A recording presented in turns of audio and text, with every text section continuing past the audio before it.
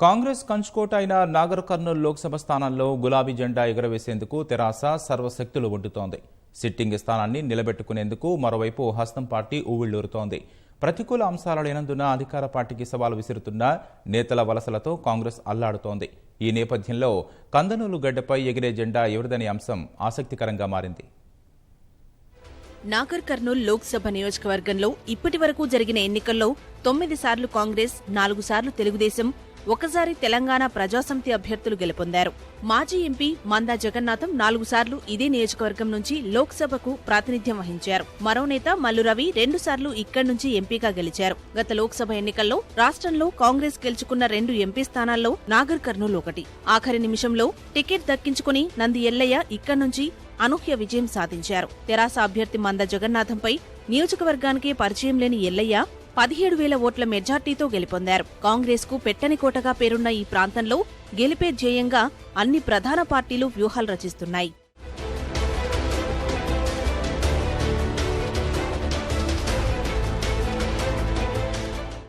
Nagar Kurnool MP స్థానాన్ని తెరాస ప్రతిష్టాత్మకంగా తీసుకుంది. మాజీ మంత్రి పోతుగంటి రాములను తమ అభ్యర్థిగా రంగంలోకి దింపిన అధిష్టానం గెలుపు బాధ్యతను మంత్రి నిరంజన్ రెడ్డికి అప్పగించింది. అసెంబ్లీ ఎన్నికల్లో 7 స్థానాలకు 6 తెరాస కైవసం చేసుకోగా కాంగ్రెస్ నుంచి గెలిచిన మరో ఎమ్మెల్యే సైతం కారెక్కారు.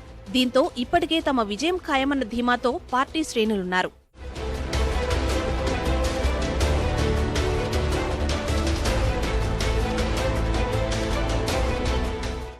సిట్టింగ్ ఎంపీ స్థానంపై మరోసారి విజయబావుట ఎగురవేసేందుకు కాంగ్రెస్ వ్యూహాలు రచిస్తోంది. ఇదే స్థానం నుంచి గతంలో గెలిచిన మాజీ ఎంపీ మల్లు రవిని హస్తం పార్టీ తమ అభ్యర్థిగా బరిలో నిలిపింది. కానీ నేతల వలసలు పార్టీని కలవరపెడుతుండగా క్షేత్రస్థాయిలో తమకున్న బలంపైనే ఆశలు పెట్టుకుంది.